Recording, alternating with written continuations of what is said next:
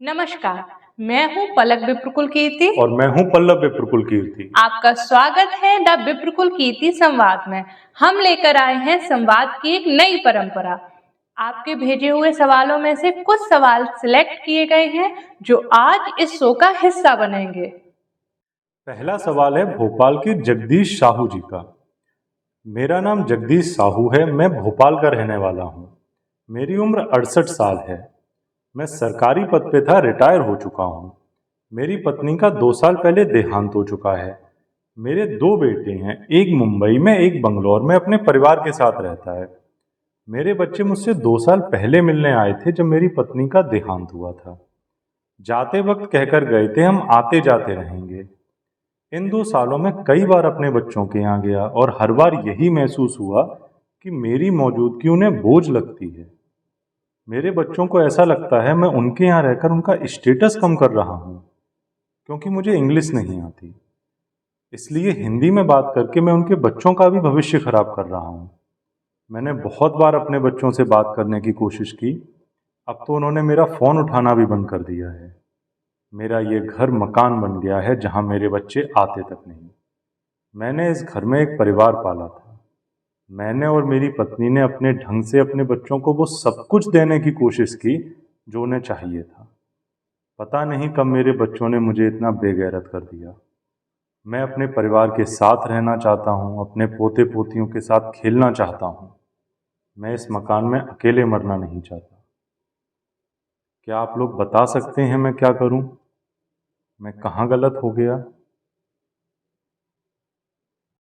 Sir, आप गलत नहीं हैं, बिल्कुल भी गलत नहीं हैं, क्योंकि जहाँ से हम स्थिति को देख रहे हैं वहाँ पे आपके बच्चे गलत हैं। अगर आपके बच्चे ये एपिसोड देख रहे हैं तो मैं उनसे ये पूछना चाहती हूँ कि जब आप पैदा हुए थे तो आपको इंग्लिश आती थी? इंग्लिश छोड़िए, बोलना भी आता था, चलना भी आता था। तो क्या आपके पिता ने आपको घर से बाहर निकाल दिया था? नहीं। पता है, जब आपके पिता ने आपको पहली बार देखा होगा तो उन्होंने आपको गले से लगा लिया होगा और वो पल उनकी जिंदगी का सबसे खूबसूरत पल होगा। जब एक पिता अपने बच्चे को गोद में लेता है तो वो उसे अपने कंधे पर उठा लेता है ताकि उनका बच्चा वो सब कुछ देख सके जो वो नहीं देख पा रहे हैं। उनके लिए जिंदगी, जरूरतें, ख्वाहिशें, सपने, सब कुछ आप हो जाते हैं। और आप लोगों को शायद इस बात का अंदाजा भी नहीं है कि अपनी ज़रूरतों पर, अपनी ख्वाहिशों के लिए आपने अपने पिता को कितनी बार बुलाया होगा। उम्र के इस पड़ाव पे आकर जब आपके पिता को आपकी सबसे ज़्यादा ज़रूरत है, तो आप उनसे मुंह मोड़ रहे हैं। और किस लिए? सोसाइटी के सो कॉल्ड स्टेटस के लिए। हमें तो ये बात समझ में नहीं आ रही। बिल्कुल भी समझ में नहीं आ रही है। आप कौन सी सोसाइटी की बात कर रहे हैं? ये कैसा समाज है? किस स्टेटस की आप बात कर रहे हैं? जहां अगर पिता को इंग्लिश नहीं आती तो आपका स्टेटस कम हो जाता है। रियली? एक ही बात आप लोगों से कहना चाहूंगा कि देखिए, समय जो है ना, वो परिवर्तनशील होता है। परिस्थितियां बदलती हैं। कहीं एक दिन ऐसा ना हो कि आपके बच्चे भी आपके साथ वही करें जो आज आप अपने पिता के साथ कर रहे हैं। अपने बच्चों के लिए एक बेहतर बेटा बनकर दिखाइए ना।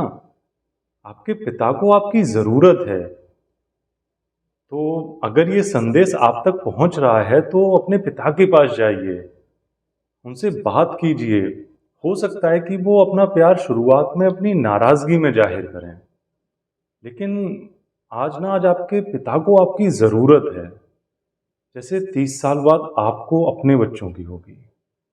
और सर, हम आपसे भी एक ही बात कहना चाहते हैं कि हो सकता है आपके बच्चे आए और हो सकता है कि वो कभी ना आए, क्योंकि जैसा आप बता रहे हैं आपने भी अपने बच्चों को बहुत बार समझाया है।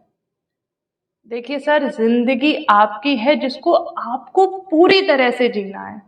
बस आप अकेले वक्त मत बिताइए। पार्क में जाइए, लोगों से मिलिए, एक्सरसाइज कीजिए। आप गार्डनिंग भी कर सकते हैं और अगर आप चाहें तो एक डॉग एडॉप्ट कर लीजिए।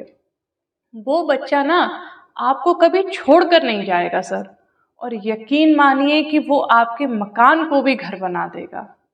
सर हमारे दो सुझाव और हैं।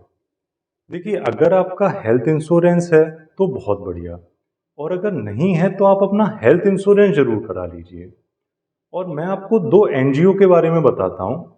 एक है एज वेल फाउंडेशन और हेल्प एज इंडिया। आप ना इनसे कनेक्ट हो जाइए। आपने बताया कि आप अकेले रहते हैं, तो कभी भी अगर आपको मदद चाहिए हो तो ये एनजीओ आप तक तुरंत मदद पहुंचाएंगे। और फाइनली आपसे ना एक बात और कहना चाहेंगे कि वो गाना है ना कि दिल तो बच्चा है जी, वाह, उसे अपनी लाइफ की फिलॉसफी बना लीजिए आप। बिल्कुल सर। सुबह शाम वो गाना सुनिए, और लाइफ में आपका जो भी पैशन था, जो किसी वक्त पे पीछे छूट गया होगा, तो यही वक्त है, यही वो वक्त है जब आप उसे पूरा कर सकते हैं।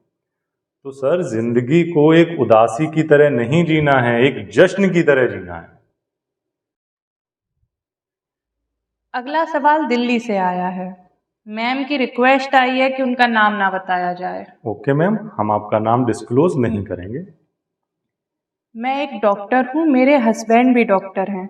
हमारी 3 साल की एक बेटी है, लेकिन मेरे हस्बैंड को हमेशा से एक बेटा चाहिए था। उन्हें हमारी बेटी से कोई लगाव नहीं है। आज तक उन्होंने उसे गोद में तक नहीं लिया है।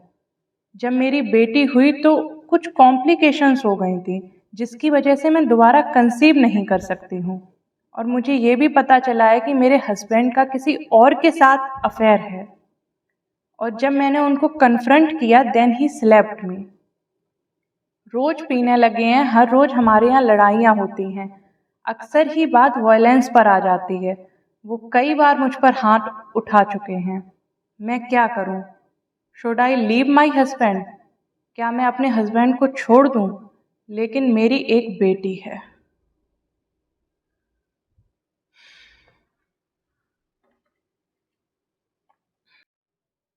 मैम, आपने अपने सवाल में ही जवाब दे दिया है। Leave that man immediately. क्योंकि आपकी एक बेटी है, और आपकी बेटी ना एक बेटर लाइफ डिजर्व करती है। आप एक बेटर लाइफ डिजर्व करती हैं।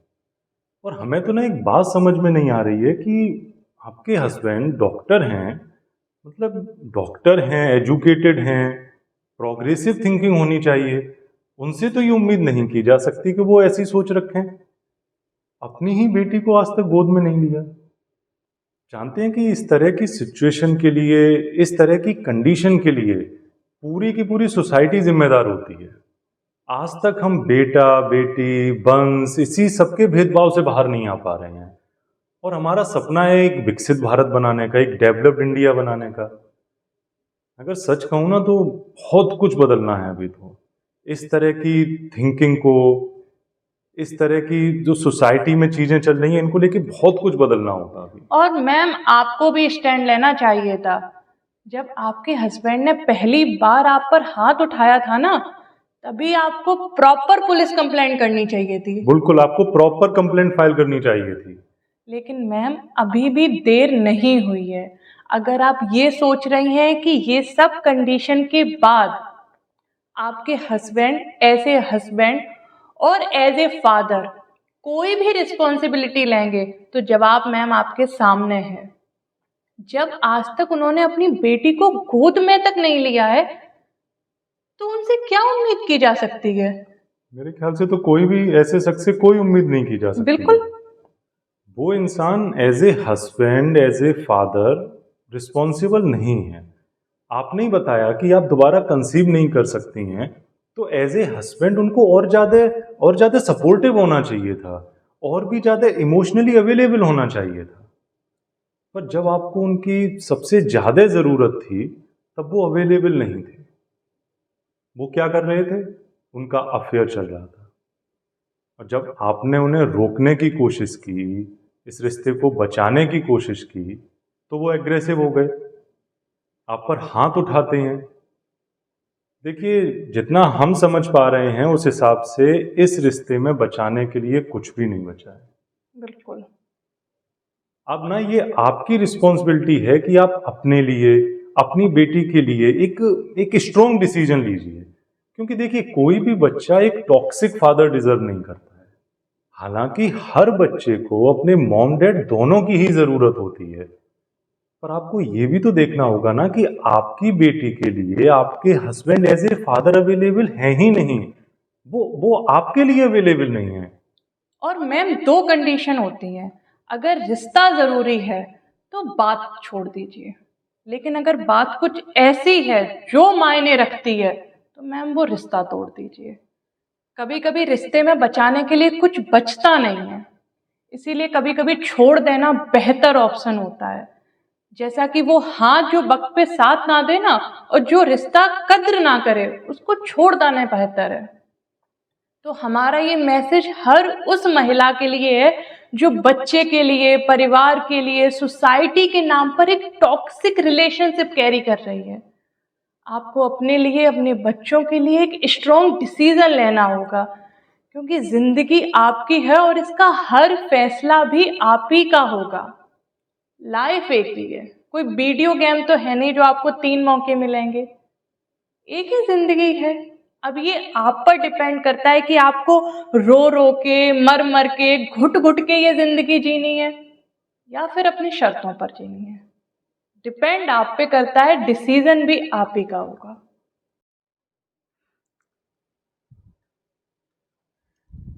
अगला सवाल आया है लखनऊ से अवनी सक्सेना जी का। मैं आप लोगों से जानना चाहती हूँ कि हाउसवाइफ की कोई वैल्यू क्यों नहीं होती। घर तो हम ही से बनता है, हम ही सब संभालते हैं। पति का खाना, बच्चों की पढ़ाई, सास ससुर की दवाई से लेकर घर का काम, मार्केट का काम, सब करने के बाद भी पूछा यही जाता है कि तुम करती क्या हो और तुम्हारे पास काम क्या है। मैम ऐसा कीजिएगा, एक दिन आप कुछ मत कीजिए। और ये लिटरली लीजिए, हाँ, कुछ भी मत कीजिए। ना सबके उठने से पहले उठिए, ना नाश्ता बनाइए, ना ही घर का कोई काम कीजिए। बस एक दिन की छुट्टी ले लीजिए, जो एक हाउसवाइफ को कभी नहीं मिलती। शाम होते होते सबको ये बात पता लग जाएगी कि आप करती क्या हैं, क्योंकि ना तो घर की साफ सफाई हुई होगी, ना खाना बना होगा, बच्चों का होमवर्क भी नहीं पूरा हुआ होगा, दवाइयों की तो टाइमिंग बिगड़ गई होगी, घर में ना तो दूध आया होगा, ना मार्केट से सब्जी फल आए होंगे, किचन बिखर चुकी होगी, एक कोने में ढेर भरे बर्तन रखे होंगे। मतलब एक दिन की छुट्टी लेने भर से घर में तबाही जैसा मंजर होगा। हर किसी को आपकी चिंता होने लगेगी अचानक से। फिर हर किसी को पता चल जाएगा कि एक्चुअल में आप करती क्या हैं। आप एक घर को घर बनाती हैं, क्योंकि कभी कभी लोग अपने काम में इतने बिजी हो जाते, इतने व्यस्त हो जाते हैं कि जो उनको, उनके घर को, उनके परिवार को संभालती हैं, उसको अप्रिशिएट करना भूल जाते हैं। तो उनको याद दिलाना और एहसास कराना कभी कभी बेहद ज़रूरी होता है। लेकिन ना यहाँ पर बात सिर्फ एप्रिसिएशन की नहीं है। मेन पॉइंट यहाँ पे ना पैसे का आ जाता है, मनी का। लोगों को ऐसा लगता है कि जो पैसा कमाता है सिर्फ वही काम करता है। लेकिन आपको एक बात समझनी होगी कि बच्चे पैसा नहीं खाते, बच्चे खाना खाते हैं। बच्चे पैसे पर नहीं सोते, बच्चे बिस्तर पर सोते हैं। तो आप चाहे कितना भी पैसा कमा लें, पर उस पैसे से घर एक हाउसवाइफ ही बनाती है।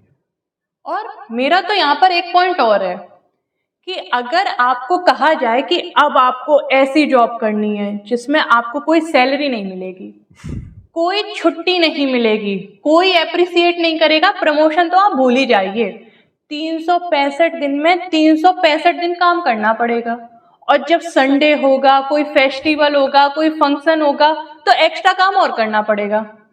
सच सच बताना, कोई भी ऐसी जॉब करेगा? कोई भी नहीं करेगा। लेकिन भारत के हर घर में हर महिला सालों से ये जॉब करती आ रही है, और जब ये सब करने के बाद भी कोई एप्रिसिएट नहीं करता, तो इन सब बातों को पीछे छोड़ के वो अगले दिन फिर उसी शिद्दत से अपने घर को घर बनाने में लग जाती हैं।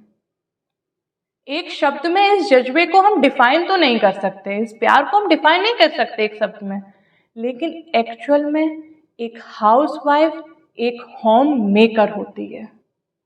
और अगर आपकी जिंदगी में कोई ऐसा व्यक्ति है ना, जो सालों तक आपके साथ आपकी परछाई बनकर रहा है, आपके सपनों को पूरा करने के लिए जिसने अपने सपनों को पीछे छोड़ दिया है, तो उनको ये ज़रूर बताइए, क्योंकि उनको ये जानने का बहुत हक है कि उनकी वजह से, उनके उनके सेक्रीफाइस की वजह से आज आप अपने सपने पूरे कर पा रहे हैं।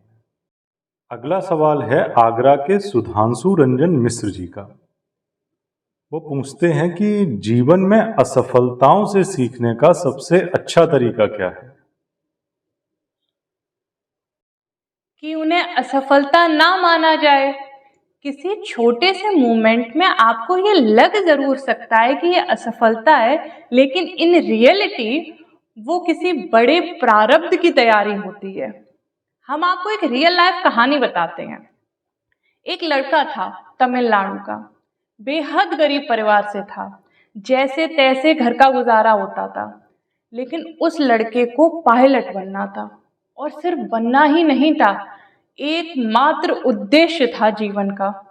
तो भाई साहब निकल पड़े इस सफर में कि भाई पायलट तो बनना ही है। तो एयरफोर्स का एग्जाम दिया। अब इंटरव्यू के लिए तमिलनाडु से देहरादून जाना था, पर घर पे किराए के पैसे ही नहीं थे। तो उनकी बड़ी बहन ने अपने कंगन बेच दिए, बमुश्किल एक तरफ का किराया मैनेज हो पाया। तो बड़ी उम्मीद लेकर ये लड़का तमिलनाडु से देहरादून निकलता है, और उसको ना अपनी तैयारी पर, अपनी काबिलियत पे पूरा भरोसा था कि सिलेक्शन तो मेरा हो ही जाएगा। लेकिन हुआ क्या? हुआ इसका उल्टा। सिलेक्शन नहीं हुआ। लाइफ में कई बार ऐसा होता है ना कि आपने पूरी तैयारी की हो, हर पहलू को जांचा हो, अच्छे से परखा हो, लेकिन वैसा नहीं होता जैसा आपने सोचा था। तो उस लड़के ने भी जैसा सोच रखा था वैसा कुछ भी नहीं हुआ। इंटरव्यू में वो रिजेक्ट हो गया। अब वो लड़का मान बैठा कि सब कुछ खत्म। पायलट बनने आए थे, जीवन का एकमात्र उद्देश्य था, वो भी पूरा नहीं हुआ। अब किस मुंह से वापस जाए? पैसे भी बचे नहीं हैं और बहन के कंगन भी बिकवा दिए हैं। तो हताश होके, निराश होके देहरादून से ऋषिकेश पहुंच गया, और जीवन से हारकर भाई साहब पहाड़ की चोटी पर चढ़ गए। बताइए। जीवन का उद्देश्य खत्म हो गया था, इसलिए जीवन भी खत्म करने जा रहे थे। End of life. अब पहाड़ की चोटी पर खड़े हैं और नीचे गंगा जी बह रही हैं, और ये सारा कार्यक्रम चल रहा है सुबह के 4 बजे। बहुत देर से पहाड़ की चोटी पर खड़े हैं, हिसाब किताब लगा रहे हैं, सारा गुणा भाग करके देख लिया है कि अब कुछ हो नहीं सकता। तो फाइनल डिसीजन ले लिया है कि अब मर ही जाते हैं। और आगे की कहानी तो और इंटरेस्टिंग है कि इनका ये गुणा भाग शिवानंद महाराज जी काफी देर से देख रहे थे। वो भाप गए थे कि ये लड़का यहाँ से कूदने आया है। भाई तुरंत आवाज देते हैं कि बेटा इधर आओ। तो ये हड़बड़ा जाते हैं, क्योंकि भाई की प्लानिंग तो मरने की थी, और वो भी किसी को पता चल गई। और अब इस कंडीशन में जस्टिफाई करने जैसा तो कुछ था नहीं। तो सारी की सारी स्थिति, परिस्थिति, सब कुछ बता दी। तो शिवानंद महाराज जी कंधे पर हाथ रखते हैं और कहते हैं कि चलो आश्रम चलते हैं, बैठकर बात करेंगे, सब ठीक हो जाएगा। पूरा दिन ये लड़का इस इंतजार में रहा कि बैठकर बात करेंगे और सब ठीक हो जाएगा। रात हो गई, रात से सुबह हो गई, कोई बातचीत नहीं। सुबह शिवानंद महाराज इनको कुछ पैसे देते हैं और कहते हैं कि बेटा घर जाओ, सब ठीक हो जाएगा। अब ये लड़का कहता है कि महाराज जी पायलट तो मैं बन नहीं पाया, और आपने कहा था कि बैठ के बात करेंगे, सॉल्यूशन देंगे, आपने भी कुछ सॉल्यूशन दिया नहीं। अब ये बताइए कि हम घर किस मुंह से जाएं?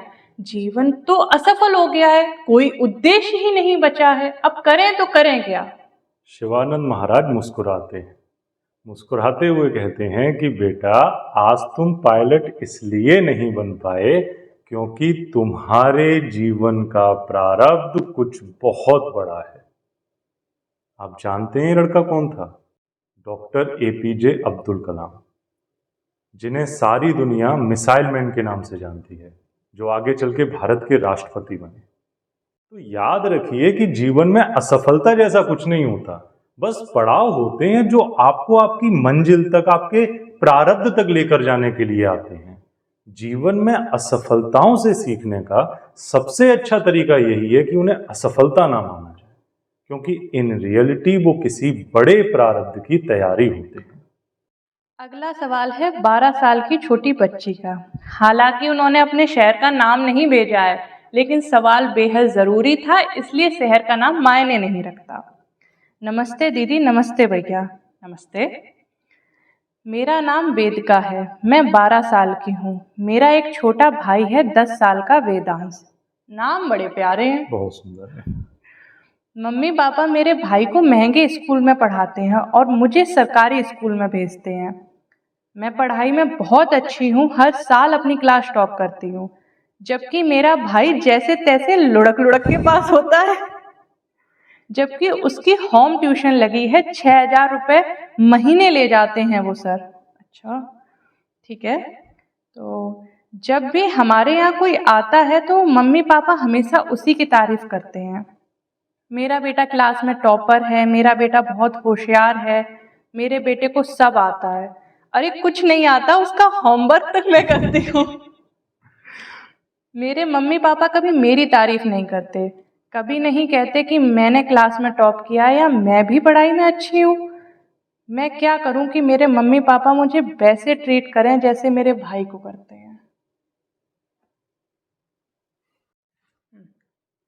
वेदिका, इसमें आपकी कोई गलती नहीं है। हमें आपके पेरेंट्स से बात करनी है। बेटा, ये वीडियो अपने पेरेंट्स को ज़रूर दिखाना। सर, मैडम, आपकी बेटी ने आप पर आरोप लगाया है। आरोप लगाया है या ये कहें कि हर दूसरे घर की स्थिति बताई है। अगर इसकी जड़ में जाए ना, तो हमारी सोसाइटी बच्चे के पैदा होते ही अंतर करना शुरू कर देती है। मुबारक हो, आपके यहाँ बेटा हुआ है। अरे जी, कोई नहीं, बेटी हुई है, अगली बार बेटा हो जाएगा। ज्योतिषी हैं। ज्योतिषी हैं। और वैसे भी बेटा और बेटी में अंतर ही कहाँ है। ये सब बातें करने वाले जो 4 लोग हैं ना, उन 4 लोगों से, उस समाज से ही ये सारी की सारी स्थितियां पैदा होती हैं। वही लोग इस कंडीशन के लिए रिस्पॉन्सिबल होते हैं। और बात क्या है ना कि हर कोई चाहता है कि उसकी बेटी साइना नेहवाल बने, सुनीता विलियम बने, किरण बेदी बने, और बस बन जाए बस। उसके लिए उनको कोई भी एफर्ट डालने की जरूरत ना पड़े। आपको पता भी है कि जो बेटियां सक्सेसफुल होती हैं, उनकी जर्नी में उनके परिवार का कितना बड़ा योगदान होता है, उनके माँ बाप का कितना बड़ा योगदान होता है। अरे वो अपनी बेटियों को पंख देते हैं, खुला आसमान देते हैं, उड़ने की आजादी देते हैं, तब जाके वो बेटियां दुनिया में नाम कमाती हैं। और आप लोग क्या करते हैं? उनसे ये सब कुछ छीन लेते हैं। आप उनसे उनके पंख, उनकी आजादी, उनका आसमान, उनके सपने तक छीन लेते हैं। और फिर चाहते हैं कि बेटियां सक्सेसफुल बने, दुनिया भर में नाम कमाएं।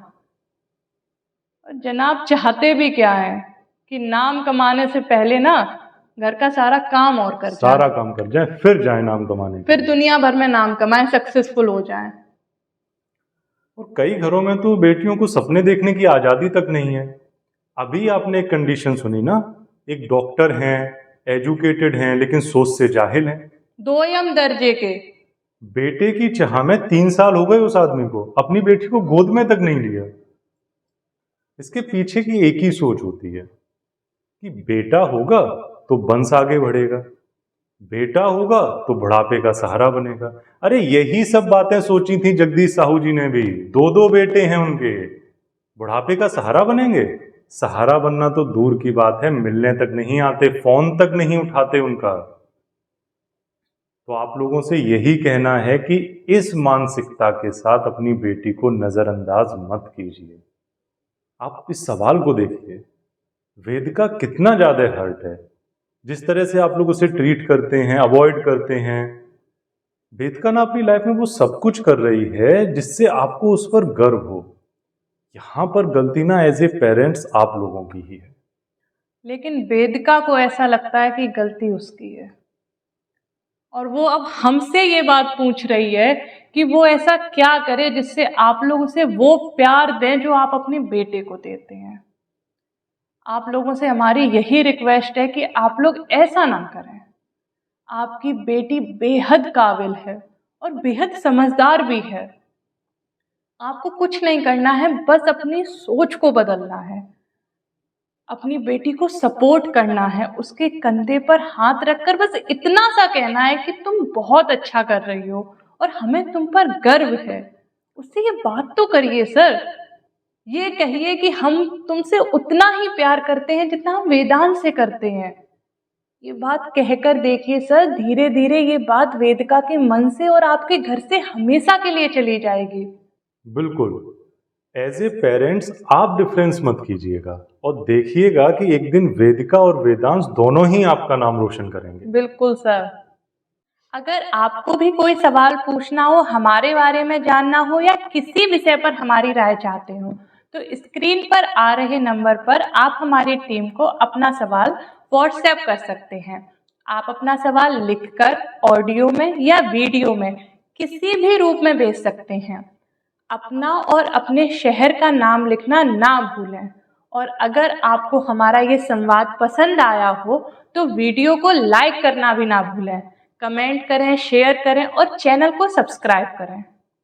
आपको हमारे बारे में, हमारी कंपनी के बारे में या हमारे शोज के बारे में कुछ भी जानना हो तो आप हमारी official website the Palak and Pallav पर जाकर विजिट कर सकते हैं और हमारे साथ सोशल मीडिया पर कनेक्ट होने के लिए आप हमें फेसबुक, इंस्टाग्राम, ट्विटर और थ्रेड पर भी फॉलो कर सकते हैं। धन्यवाद। धन्यवाद।